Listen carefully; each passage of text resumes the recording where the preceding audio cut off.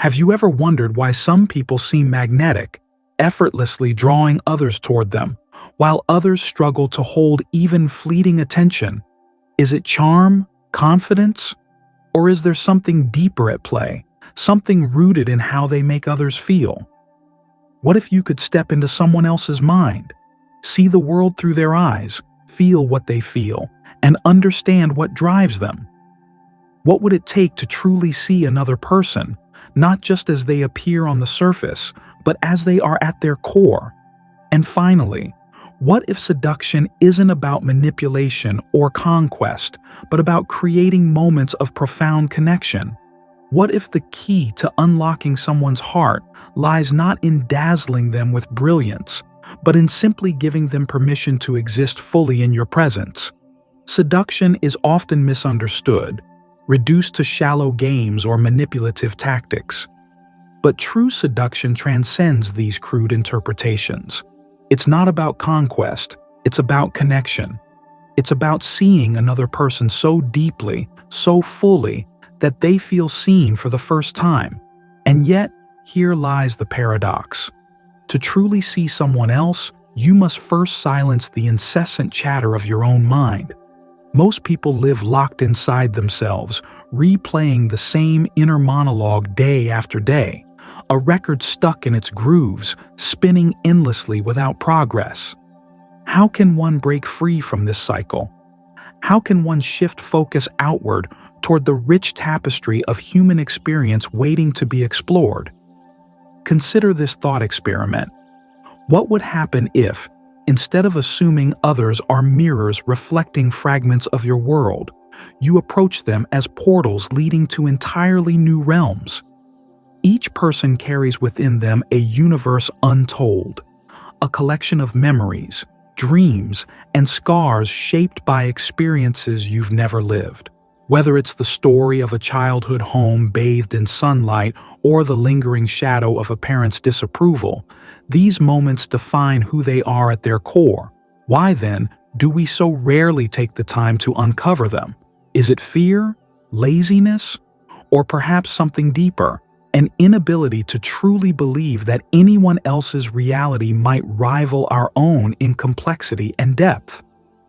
Here's where psychology steps in, offering tools far more profound than mere charm or charisma. By mastering the art of active listening, you become a conduit for self-revelation. When someone speaks of their past, especially their formative years, they're opening doors to parts of themselves even they may not fully understand. These stories are laden with emotion, charged with meaning, and ripe with opportunity for both insight and influence. But tread carefully. This isn't a game of interrogation. It's a dance of discovery. Ask too directly, and you risk alienating. Probe too clumsily, and you destroy trust. Instead, let curiosity guide you. A well-placed question, casual yet deliberate, can unlock entire worlds. Picture yourself asking, "Where did you grow up?" Simple enough, right? Yet beneath its surface lies potential dynamite. Watch closely as their expression shifts, their voice softens, or their laughter betrays nervousness. These subtle cues are breadcrumbs on the path to their soul. Follow them. Mirror their emotions subtly, show empathy without overstepping boundaries. And when the moment feels right, share a piece of your own story, not to steal the spotlight, but to deepen the bond. But why does this work? Why does revisiting the past wield such power over the present? Perhaps because childhood shapes us in ways we scarcely comprehend. It carves patterns into our psyche, invisible scripts dictating how we love, how we fear, how we connect, or fail to. Bring this awareness into your interactions, and you'll find yourself wielding a tool no less potent than Oedipus, confronting his fate. Only now, instead of blindness, there is clarity. Clarity born not of judgment, but of genuine interest, genuine care. So I leave you with this. In a world obsessed with speaking louder, moving faster, and asserting dominance, what happens when you choose stillness instead? When you listen, not just with your ears, but with every fiber of your being? Could it be that the most powerful form of seduction begins not with action, but with attention? Now, consider this. What if the secret to seduction wasn't found in rehearsed lines or polished gestures, but in the raw vulnerability of shared humanity? What if the key to unlocking someone's heart lay not in dazzling them with brilliance, but in simply giving them permission to exist fully in your presence? At the center of this idea is curiosity, a quality so rare in modern interaction that its absence leaves us starving for connection.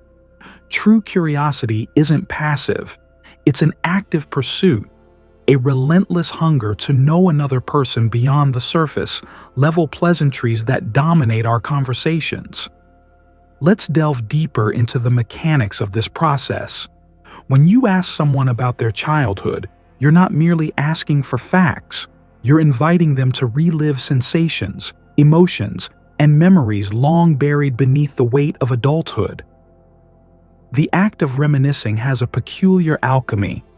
It forces the speaker to confront parts of themselves they may have forgotten, suppressed, or idealized. For example, imagine a woman recounting her summers spent in a small coastal town, how the salt air clung to her skin, how the waves seemed alive with secrets only she could hear. As she speaks, her voice softens, her gaze drifts inward, and suddenly, you're no longer just hearing her words. You're witnessing her re-enter a world she thought lost. This is where the psychological potency of nostalgia comes into play. Nostalgia operates on two levels. It soothes the present by invoking the comfort of the past while simultaneously stirring unresolved tensions lurking beneath the surface. A seemingly innocuous memory, a birthday party, a family road trip, a favorite toy, can carry traces of joy, longing, or even pain. Your role is to notice these nuances. Does her tone brighten when she talks about her mother baking pies, only to falter slightly when mentioning her father? Does he laugh nervously when describing schoolyard antics, hinting at a deeper unease? These subtleties are gold mines of insight, revealing vulnerabilities that lie dormant until awakened by careful questioning. However, the art of inquiry demands finesse. Directness can feel invasive. Subtlety invites exploration. Instead of bluntly asking, "Tell me about your parents?" weave the topic organically into the conversation. Perhaps mention a personal anecdote, a fond memory of your own childhood, and observe how they respond. Do their eyes light up, eager to join the exchange? Or do they hesitate, signaling discomfort or defensiveness? These reactions serve as signposts, guiding you toward fertile ground. Once you identify a resonant chord, a subject that elicits excitement, laughter, or even guardedness, circle back gently, allowing them to elaborate further. The beauty of this approach lies in its reciprocity. While they open up, you mirror their energy, sharing fragments of your own story to build rapport. Mirroring isn't mimicry, it's alignment. It signals that you're not merely extracting information, but engaging in a mutual exchange. When done skillfully, mirroring creates a sense of kinship, a subconscious recognition that you're kindred spirits navigating similar emotional landscapes. This is particularly effective because humans crave validation. We want to feel understood, accepted, and reflected. By positioning yourself as both listener and confidant, you fulfill this need without ever appearing calculating. Yet beware the pitfalls of impatience or insincerity. Asking questions solely to manipulate risks exposing your intentions, shattering the fragile trust you've cultivated. Authentic curiosity requires humility, the willingness to set aside your agenda and genuinely immerse yourself in their narrative. After all, seduction isn't about controlling someone. It's about creating space for them to reveal themselves willingly. To illustrate this principle, consider the ancient Greek myth of Echo and Narcissus. echo, cursed to repeat only the last words spoken to her, pines hopelessly for Narcissus, whose obsession with his reflection renders him incapable of reciprocation. Their tragic fates underscore a timeless truth. Connection thrives on mutuality. If you listen only to respond, if your focus remains tethered to your own needs, you doom the interaction to failure. Conversely, when you surrender to the flow of dialogue, letting their words shape your responses, you create a feedback loop of intimacy and trust. Thus, the act of delving into someone's life becomes more than a tactic. It becomes a bridge. It allows you to traverse the gap between strangers and forge a bond rooted in authenticity. And yet, the journey doesn't end here. For every revelation brings new questions. What drives their passions? What haunts their silences? What unseen forces govern the way they navigate relationships, including yours? To answer these queries, you must venture further into the realm of psychology, exploring concepts like attachment theory, emotional triggers, and the architecture of desire. But first, let us pause and reflect. What compels us to seek connection in the first place? Is it love, loneliness, or something far older, far more primal? What happens when words fail to capture the enormity of what we wish to convey? When language proves insufficient, the body takes over, its movements, glances, and gestures weaving a silent symphony that speaks directly to the unconscious. Consider this scenario. You sit across from someone whose lips form polite platitudes, but whose eyes betray something else entirely. Their gaze lingers just a fraction longer than necessary, their smile curves with an enigmatic softness, and suddenly, you're left wondering, what did they mean? What did they intend? This is the domain of insinuation, where communication transcends explicit statements and ventures into the realm of implication, suggestion, and subtext. Insinuation operates on the principle of contrast, the interplay between what is said and what is unsaid. Imagine someone apologizing for a bold remark, saying, "Oh, never mind, forget I said that." On the surface, they appear to retract their statement, yet the seed has already been planted. Your mind fixates on the forbidden fruit, gnawing at its implications long after the conversation ends. Why? Because the human brain craves resolution. Ambiguity unsettles us, forcing us to revisit unresolved threads until we find closure or fabricate it ourselves. In this way, insinuation leverages cognitive dissonance, embedding ideas so deeply that they germinate in the subconscious, often unbeknownst to the recipient. Body language amplifies this effect, serving as the silent partner to verbal insinuation. Picture a scenario where someone appears indifferent in speech, but radiates desire through subtle physical cues. Perhaps their fingers brush against yours during a handshake, or their posture leans imperceptibly closer, violating social norms without crossing into overt territory. These micro-movements bypass conscious awareness, speaking directly to the limbic system, the part of the brain responsible for primal instincts like attraction and aversion. The result? A visceral reaction that feels inexplicable yet undeniable, leaving the recipient grappling with conflicting signals. Are they interested, indifferent, or playing some intricate game whose rules remain elusive? This duality, the tension between words and actions, creates a psychological vortex that draws people in.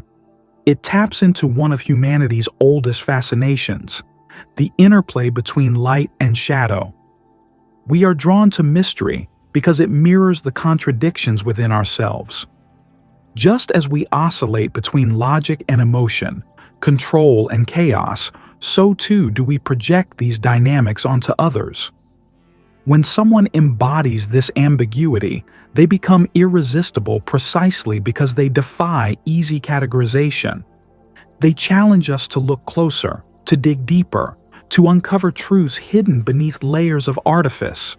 Take, for instance, the phenomenon of Freudian slips, those unintentional utterances that reveal unconscious desires. Someone might say, "I'm not attracted to you," only to stumble over the word "not," transforming negation into affirmation. Such moments expose vulnerabilities neither party may consciously acknowledge, creating an electric charge that lingers long after the interaction ends. Similarly, pauses in conversation, when used strategically, can amplify tension. Silence, though seemingly empty, brims with possibility. It invites interpretation, encouraging the listener to fill the void with their own assumptions, hopes, and fears. What did they hesitate to say? What thought caused them to retreat momentarily behind a veil of quiet contemplation? The art of insinuation also extends to storytelling, where omission becomes as powerful as inclusion. Consider the tale of Scheherazade, who captivated her captor night after night by withholding the endings of her tales. Her survival depended not on resolution, but on anticipation, the tantalizing promise of what might come next. This principle applies equally to interpersonal dynamics. By hinting at deeper layers without fully revealing them, you keep others intrigued, invested, and ultimately seduced. They return to your orbit not out of obligation, but out of curiosity, driven by the need to piece together the puzzle you've begun constructing. And yet, insinuation carries inherent risks. Overuse can breed confusion, eroding trust rather than building it. Too much ambiguity leaves people feeling manipulated, sparking defensiveness instead of fascination. The key lies in balance, knowing when to pull back and when to push forward, when to clarify and when to obscure. Like a master painter blending colors on a canvas, the skilled practitioner of insinuation understands that subtlety must coexist with transparency. Otherwise, the artwork collapses under the weight of its own opacity. So ask yourself, how can you harness the power of insinuation without succumbing to its darker allure? How can you use silence, gesture, and suggestion to ignite curiosity without extinguishing clarity? The answers lie not in manipulation, but in mindfulness, in recognizing the delicate boundary between intrigue and deceit. Cross it wisely, and you'll find yourself wielding a tool no less potent than the god's ability to shape destiny itself. Before you can master the art of seduction, you must first dismantle the barriers within yourself that repel rather than attract. These anti-seductive tendencies are insidious. They masquerade as harmless quirks or natural habits, yet they sabotage connection before it even begins. Picture this. You're engaged in conversation, but instead of listening intently, you interrupt repeatedly, steering the dialogue back to your own experiences. Or worse, you glance at your phone mid-sentence, betraying impatience and indifference. These behaviors don't merely disrupt rapport, they scream one message loud and clear: you matter less than I do. At the heart of anti-seductive behavior lies ego, the inflated sense of self-importance that blinds us to the humanity of others. Preaching, for example, transforms dialogue into monologue, reducing the other person to a passive audience member. Judgment compounds this disconnect, casting a shadow of criticism over every word spoken. When someone senses they're being evaluated rather than understood, walls rise instantly. The same is true of brutality, emotional or verbal aggression that wounds under the guise of honesty. These actions aren't just off-putting, they're toxic, poisoning the soil where trust might otherwise take root. Hurry, too, plays a devastating role. In a culture obsessed with speed and efficiency, slowing down feels almost rebellious. Yet seduction thrives in stillness. Rushing through interactions denies the other person the gift of presence, leaving them feeling dismissed and disposable. Contrast this with the power of unhurried attention, leaning in slightly, maintaining eye contact, allowing pauses to breathe naturally. These small acts signal respect and investment, fostering an environment where vulnerability can flourish. Listening, conversely, is the antidote to all these destructive tendencies. Active listening goes beyond hearing words. It involves absorbing emotions, interpreting silences, and responding with empathy. It requires setting aside your internal monologue to fully inhabit the moment. When someone feels truly heard, they feel valued, and value breeds connection. Now, reflect. Which of these anti-seductive behaviors reside within you? How might eliminating them transform your relationships? Thank you for watching this video. I hope it was insightful and educative. If you like this video, do well to click like, share, and subscribe for more insightful videos like this. See you later. Bye.